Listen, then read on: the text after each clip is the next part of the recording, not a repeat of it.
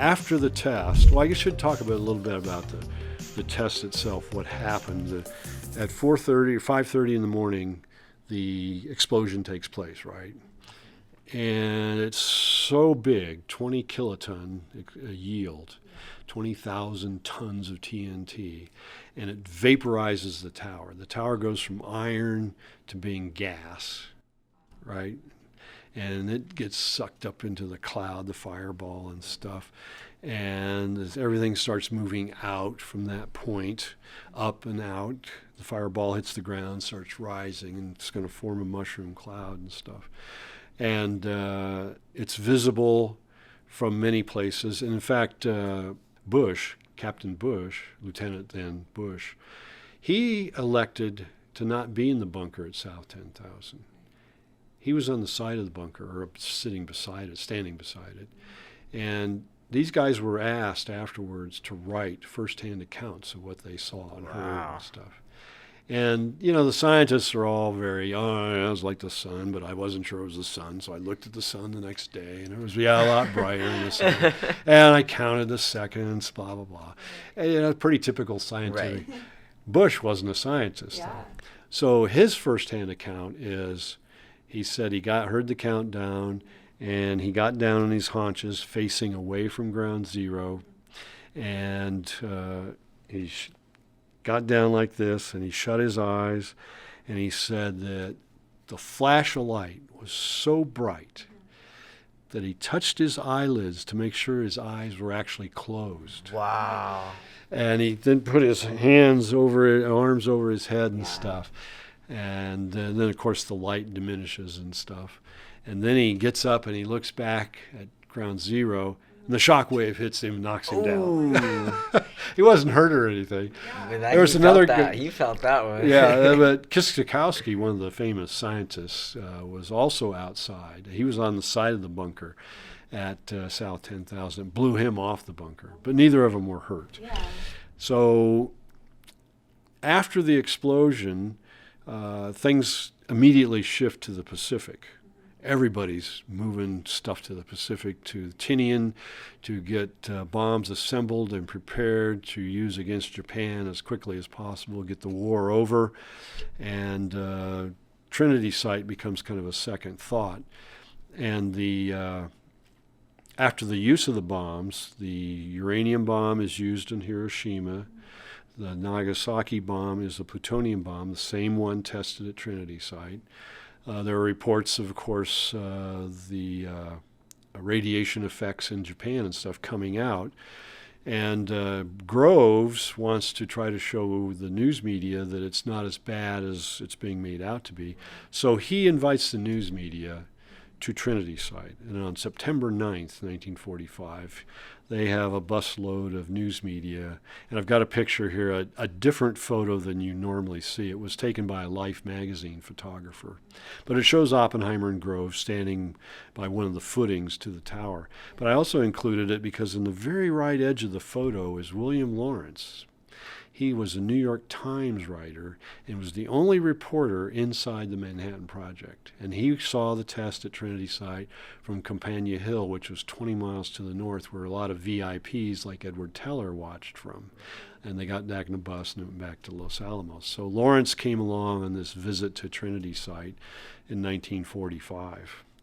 They were only allowed there because in September, radiation levels are still pretty high, and they're only supposed to be out there a half an hour and then leave. So the dosage is within limits for that time frame. Then I've got a picture of what those tower footings look like. This is from Carl Rudder's scrapbook. It's Sergeant Omar Lloyd. He's a military policeman. And you can see that the tower's anchored to pyramids of concrete and steel that are in ground, and it's kind of been torched off at the top by the heat and radiation from the blast, and then ground gets sucked away, leaving, I don't know, it's more like that, rebar and steel bar sticking out of the ground, basically, where one of the corners of the tower was located. Also in that picture is a patch all the military personnel that participated in the Manhattan Project, not just Trinity Site, but elsewhere, got this unique patch to wear. And it's kind of a cool patch. But interestingly, I got to meet a guy named George Cremines in my years at White Sands. And all these reporters go to Trinity Site in September. Well, a week later, George Cremines gets his own personal visit to Trinity Site. I don't know how, but he was a radio reporter out of Iowa, Des Moines, Iowa. Yeah. And they requested it, and the Civil Air Patrol in Iowa, a captain, I can't remember his name, flew them, Cremines and stuff, to New Mexico, flew over the site, did a recording while they flew over, went to Socorro. They then went to Ground Zero with Ken Bainbridge, and there's a photo of Cremines interviewing Ken Bainbridge at Ground Zero. In the background, you can see the sunglasses of the captain, the pilot, and they're talking at Ground Zero, and it's a pretty boring interview. I mean, Bainbridge is very limited on what he could say. But then the next picture is George Cremines picking up chunks of trinitite, the glass, at Ground Zero, like that, putting it in a paper bag to take home with him.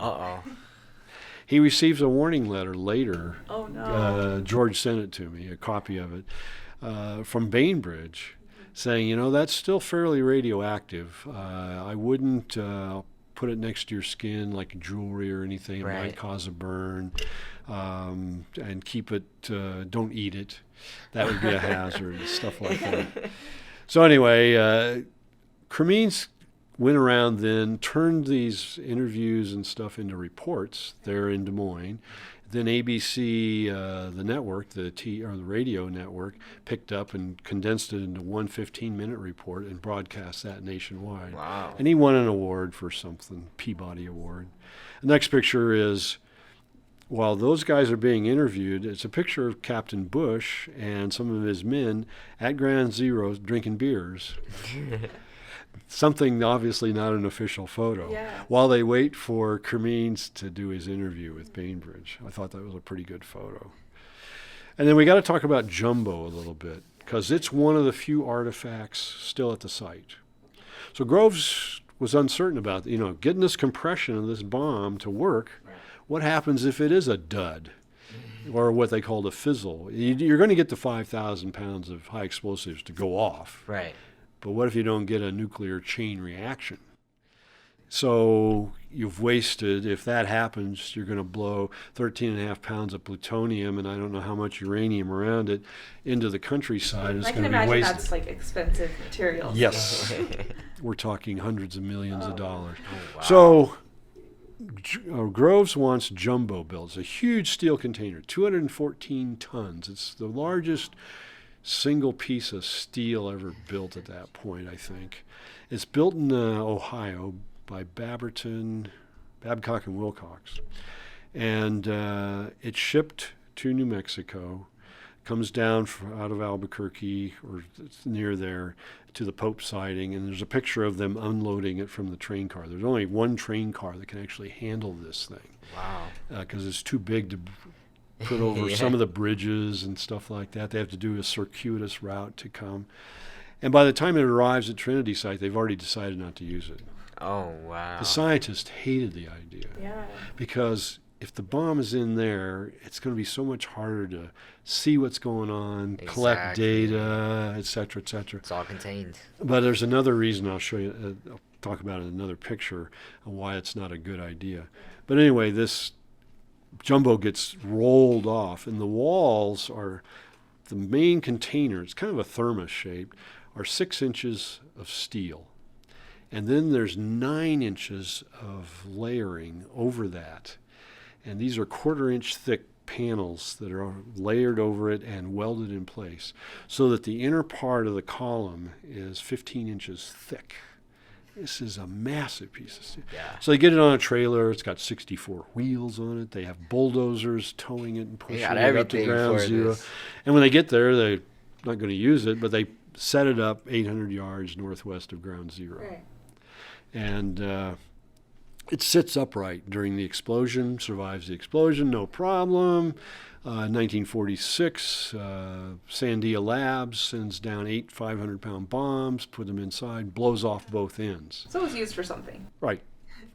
And the next slide has some pictures of it with the ends blown off of it and stuff. But also in the top left-hand photo shows the opening into that thermos. There's a guy standing there with a foot, and you can see how small it is. Okay. So in another picture down the right, I've got a picture of the bomb on top of the tower, how big it is. And you can see that the bomb isn't fitting through that opening. So it came down from Los Alamos in the back of a truck, pretty much ready to go up on the tower. Right. Well, if they'd used jumbo, they would have had to bring the bomb down in lots of little pieces. Oh. And they would have had to assemble it inside jumbo. Another big reason I'm sure the scientists Didn't want to want to use it. do Yeah. this. That would be days. Spent all this time assembling my it, and just to have to unassemble it. God. Probably not what they wanted to do. No. So then I've got a slide of me talking to Fred Bach at an open house. The plane that dropped the bomb on Nagasaki was Boxcar. When I came in 1977 and heard that, Boxcar delivered the bomb on Nagasaki, I thought they were saying boxcar like a train boxcar, B-O-X-C-A-R, It right? looked like what your mind automatically goes. Because it's a big, B-29s are big airplanes, supposed to carry all this payload, et cetera, et cetera. That's what I was thinking. Well, of course, later I learned it was because the plane was named after Fred Bach, B-O-C-K Okay. is his name. He was the pilot of Boxcar, et cetera. And so he was trained up with a few other of these crews to carry nuclear weapons. He, however, did not pilot Boxcar for the Nagasaki flight. Charles Sweeney was tagged. He and his crew were tagged to drop the bomb. His plane, the Great Artiste, wasn't modified yet to carry the big fat man bomb. And so they switched. The crews switched. And Bach flew the Great Artiste, and his people were data collectors and photography people for the drop on Nagasaki. And Sweeney flew Boxcar. So anyway, I got to meet Bach and talk to him about it. It was kind of interesting. So the next slide is that picture there, the piece of trinitite. So when I got to Trinity Site in 1977, there was pieces of that glass. It's all over the crater in the inside fence. And some of it's very green like this, some's more gray-green. The really pretty stuff is this green. There's also some red trinitite. I'll talk about that in a minute. But the color is from the iron in the sand. Of course, you've got the tower, which is iron. Steel gets vaporized. There's a lot of iron added to the sand. But the sand itself has got a lot of iron in it. And the missile range has done some tests over the years where, for instance, at Trident missile, they did the self-destruct test on it. They tied it down on the ground, and they punched holes in it and then ignited it or blew it up. And it just sat there and burned. And it was hot enough to create glass. The sand that it was sitting on turned to glass. And it was kind of like this. So it's the iron in it. So when I was there, though, in 1977, the explanation for how this was formed was that fireball above the ground is so hot, it's vaporizing balloons and steel cables. It's also melting sand on the crater floor and turning it to glass. Wow. And we called it the creme brulee effect, right? You're torching it from above.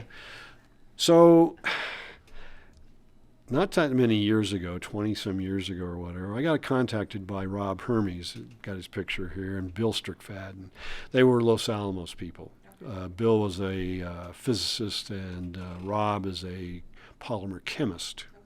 Become friends with Rob now, but they asked me about sand at Trinity Site. They wanted to recalculate the yield. People are keep recalculating the yield of the bomb. How strong was it? Initially they said 18 kilotons, then they said 20 kilotons. Now lately they've been saying 22 kilotons. And I've seen people say actually it's probably closer to 25 kilotons. It doesn't matter. But anyway, these guys wanted to redo it. Turns out that I sent them sand, Right. and it turns out they weren't allowed to do it because of classification issues. Oh. But Rob is a sand collector, and he's got sand from all over the world. He said, "Can you send some ant sand?" And I said, "Well, there's a big anthill right there at the gate." Right. So I scooped up some of that, and he asked for ant sand if it was available. And I sent it, and he then looked through that, and lo and behold, the ants bringing up the sand in the crater floor that covers the crater were bringing up little bitty spheres of green glass, the trinitite. They're about 1 millimeter, 2 What? millimeters. No They're tiny way. little beads, and some are little dumbbells. And they're all in that sand and stuff. Wow. So it traveled that far. Well, they're buried in the sand. Yeah. And these guys were just pulling it up. So they looked at that and they're going, well, how does this get formed? This is trinitite. It's Right. radioactive, just like regular trinitite. And how does that happen if we got creme brulee effect going Right. on? How do you form these little beads? And so they started looking for a different mechanism. And they also found that there was trinitite on top of fence posts. There was trinitite on top of some rocks, etc. So how does creme brulee explain that? So they started looking at it and just kind of roughly calculated the what was going on here, and also took into consideration that the fireball comes down and bounces back up, and sucked up into that is a lot of sand and stuff. And it becomes the stuff that's vaporized comes back to a liquid. The sand becomes a liquid. And eventually, this roiling, boiling mass, you have a mist of liquid rock. And it's small, misty droplets. It becomes raindrop physics at that point. So the droplets bump into each other. They get bigger and bigger and bigger. They get mass, and they start falling out. And some of them cool and harden before they hit the ground. Thus, you have beads Yeah. that are still there on the ground. A lot of it comes down as liquid and smooths out and gives you a nice smooth surface on it because it's still being heated from above. And if you turn that piece over and look at the backside, you'll find little beads Wow. of trinitite embedded into it, which is kind of cool. What are these little craters in this? Those are air pockets. Okay. So you've got droplets falling down and you've got bubbles in it and stuff. In fact, the material's pretty porous. It's a glass and it's very fragile.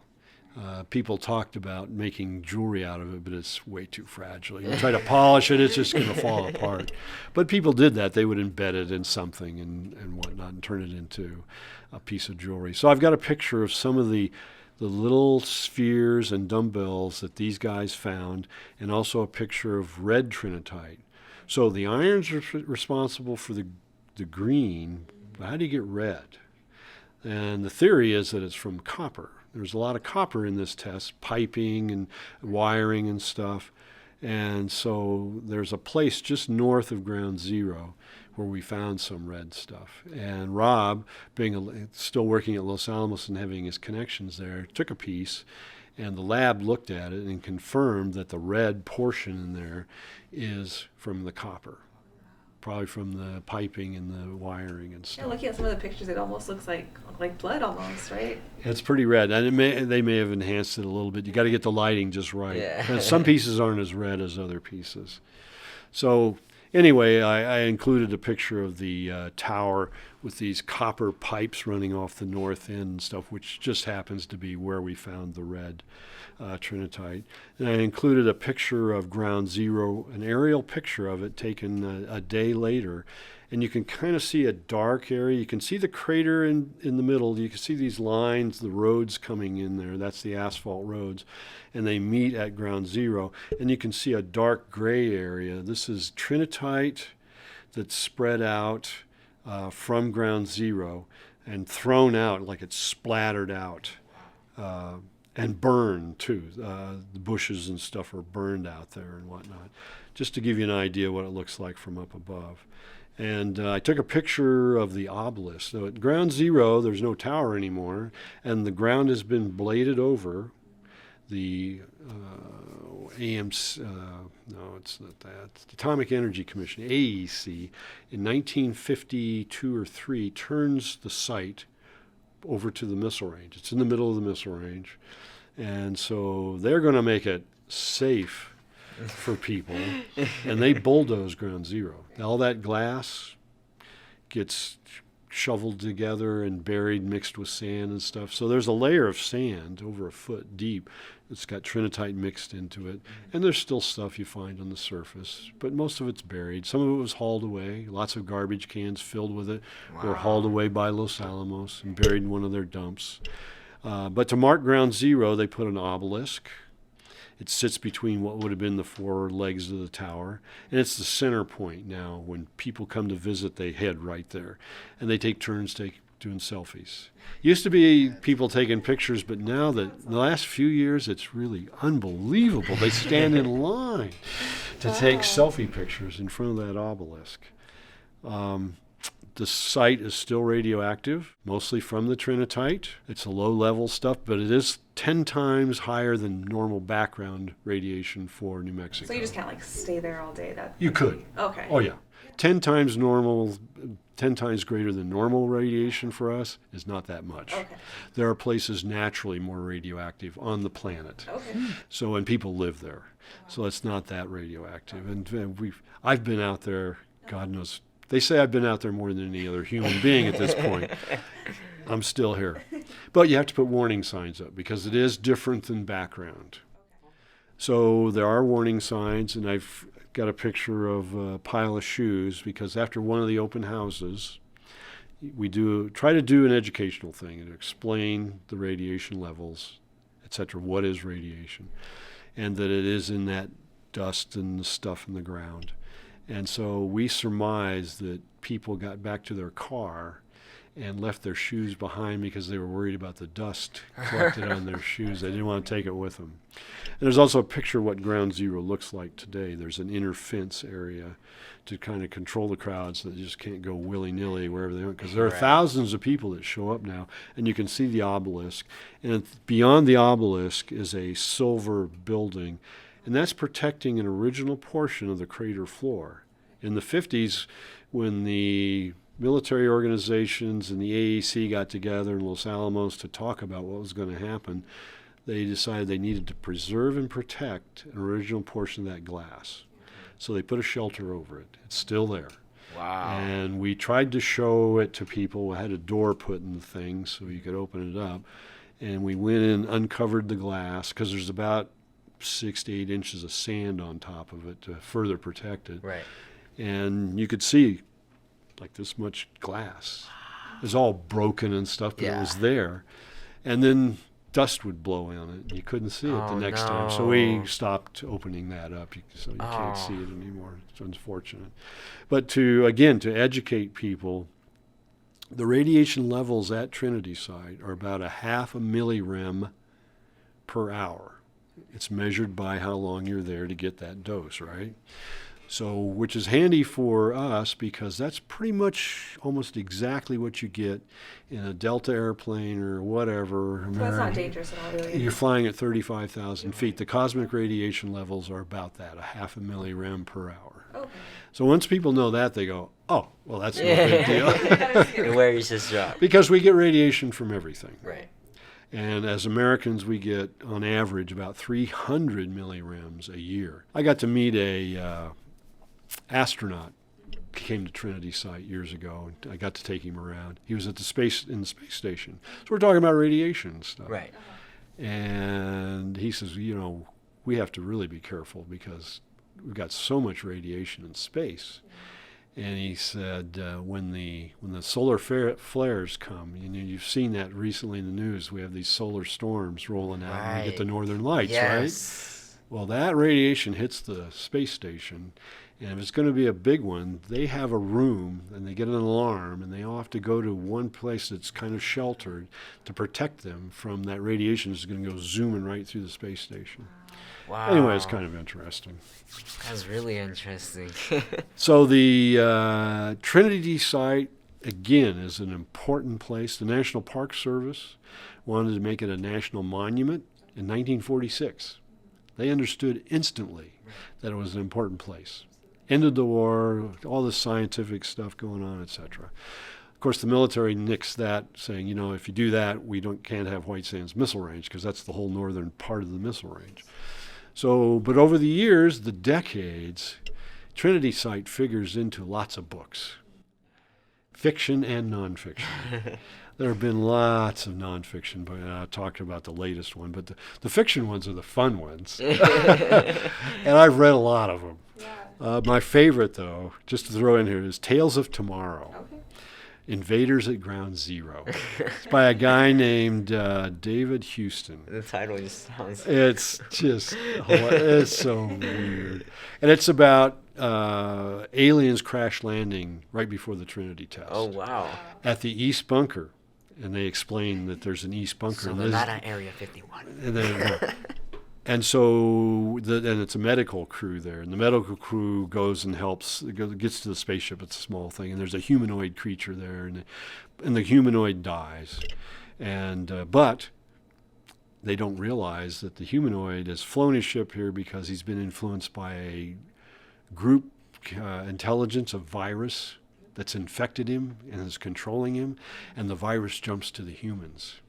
Oh my gosh. So the humans start acting crazy, Right. some of them, and when they goes one at a time, and finally the medical people figure out what's going on, and the last two that are left alive get infected, and before the alien intelligence can take over, they walk down to Ground Zero and sit under the tower, and at zero, Oh, no. they save the world. Oh, they saved the world. I don't think it's available in the library, but I don't know where you'd find it. I'm sure eBay has some copies. I have a copy at home. Uh, So then these history books that come out, I mean, those of us who do history are always interested in that. Last year, the first atomic bomb came out, and it's by Jeanette Brodie. And she did all this research. She went to the Missile Range Museum and lots of places. I mean, like 20% of the book is footnotes and notes in the back. The only problem is she didn't ask any questions. She believed people when they told her stuff without checking. Right. And so, for instance, one of the things she cites is some guy said that he was on his ranch and sleeping with a bunch of other people in a room, and the shock wave to the explosion knocked him out of bed and woke him up. And when he looked out the door, he saw the light of the mushroom cloud and stuff. And I'm going, what about the other people? They didn't get knocked out of bed? They didn't Right. get awakened? No, they didn't. They slept there. I'm going, well, how does that work?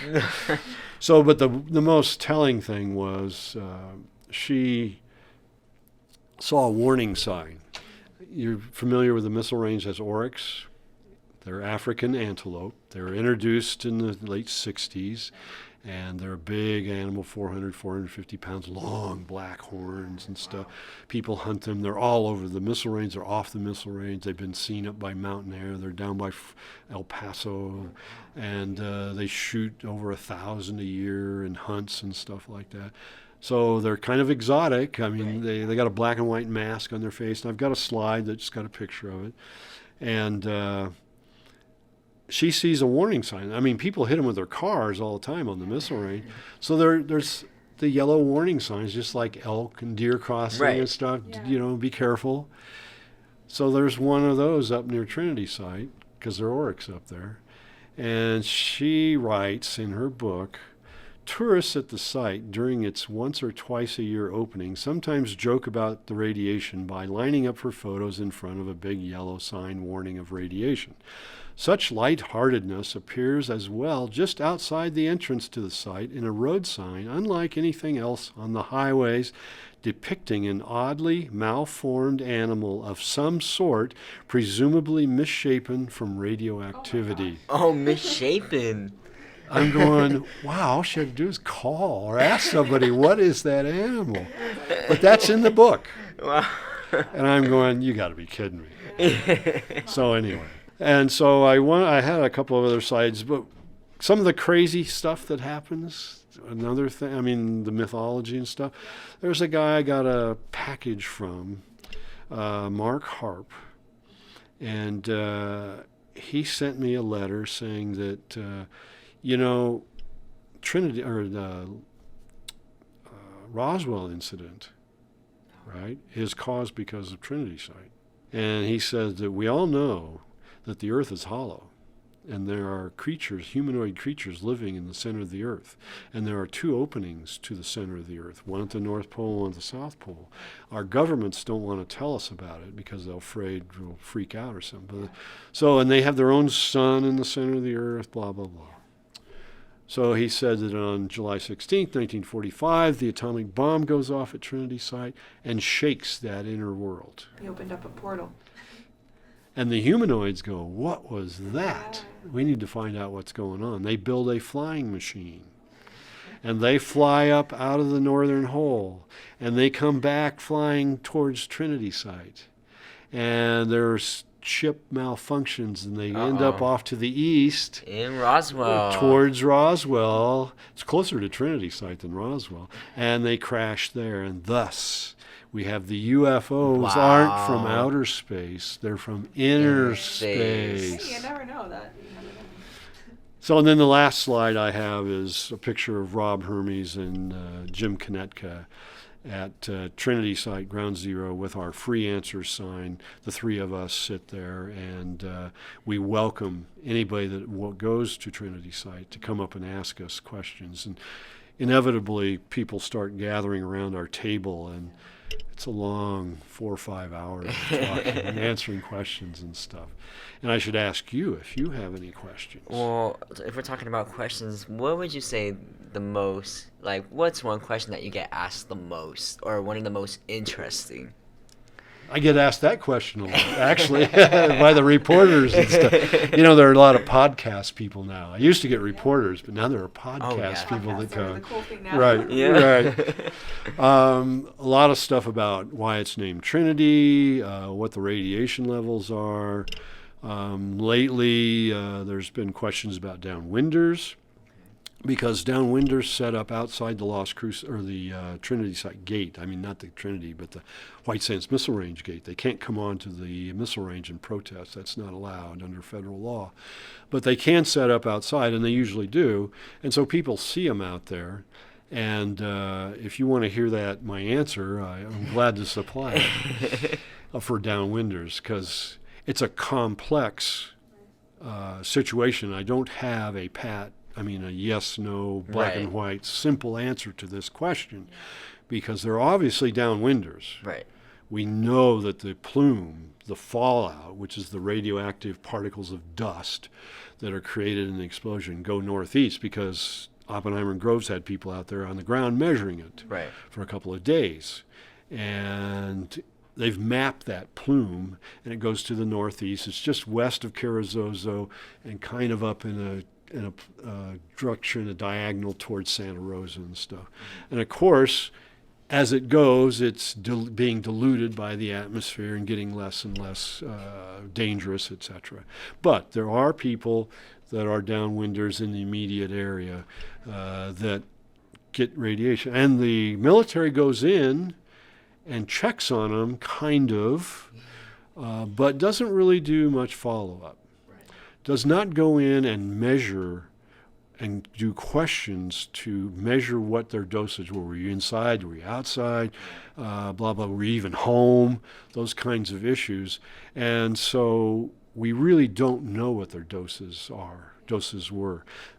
Excuse me. And now they're trying to do it decades later, which is an impossible task. I mean, Right. they've got modeling that they're doing based on the distribution of the plume and an average blah, blah, blah. And I don't know all of what comes out of that, but they've narrowed it down to a certain area, and they know that some people may have gotten a certain dosage, and it's probably not a lot of people. Right. And but again, it's uncertain. Because of that uncertainty, though, because they didn't do follow-up, it has led to people taking advantage of it. In fact, just was it last year or the year before, I heard somebody saying, well, 500,000 New Mexicans had been adversely affected by the test at Trinity Site. And I'm going, wait a second. Go online to Google. I saw how many people lived in New Mexico in 1945. Well, 500,000. I'm going, everybody in New Mexico's I don't think so. That's black magic. That does not. And then I read people in El Paso want compensation for exposure because of the Trinity Site test. I'm going, no, that's impossible. That complicates the issue, and it takes away from the real people that were downwinders. Right. We've got this huge number of people who are making claims, probably looking for financial gain, I don't know. And that's why it's a tricky thing to talk about. Right. And because now you can't really tell one person from another and their claims, and it's a muddle, and I'm just glad I am not in charge of trying to figure this out. I do not want any part of that. So your book includes a lot of first-hand accounts. You were talking about some of the letters on there. Is there any personal stories that stuck out to you? Well, the not Marvin Davis, Carl Rudder. I told you he came to the Trinity Site unexpectedly and stuff, put in charge. He was all by himself. I mean, he was the guy. He was head of the department. And he called it, and I don't think I can get the East Jesus Socorro Light and Energy Company or something like that. And he was all the employees, all in one. Wow. And he just had a kind of a sense of humor about it, which I appreciated. And then he made a friend at Trinity Site. They did a lot of stuff together, who was another draftee, and who had, though, time working in a fire department at one point or another. And he'd been in the military since 1942. He was a long-time soldier. And so he was the head of the fire department at Trinity Site. And he said, I was it. He was one guy, fire department. And but Rudder talks about going with him to put out a tent fire. They'd had a heating thing issue and stuff like that. But Borg was this guy's name. He talked about, he wrote a letter to Rudder's wife. And she would write back, and he thought it was nice to be able to get a letter and stuff. And so there were copies of those things. I got to see them. And then Borg says, this is my third Christmas away from home. And it was so nice to get her letter. Aww. It was just a touching little thing. Right. But, and he was stuck there working and whatnot. Anyway. Some of those stories are in there. It's kind of nice. If you can go back and witness one moment at the Trinity Site, before, during, or after everything happened, what would you do? I probably would just like to see the explosion. I mean, That's the golden answer. I mean, what else could you want? But I would love to see that, I guess. I would like to see the crater with the trinitite on it. And I think those are the two main things, because those are the direct result of the test and what happened. Where can people find your book if they are interested? Well, the Mesilla Book Center in Mesilla carries it. Also, it's available on Amazon. And a number of museums, the Space Museum in Alamogordo carries it. The National Nuclear Museum up in Albuquerque carries it. Los Alamos carries it. Awesome. Well, that does it for this episode of Preserving History and Democracy. I want to say thanks once again to our special guest, Jim Eckles, for joining us. I want to say thank you to Jacob Slaughter for joining us in front of the camera. Yeah, this is different, but I enjoyed it. Great. Make sure to listen to us wherever you listen to podcasts and follow us on all our social media platforms. We'll see you next time.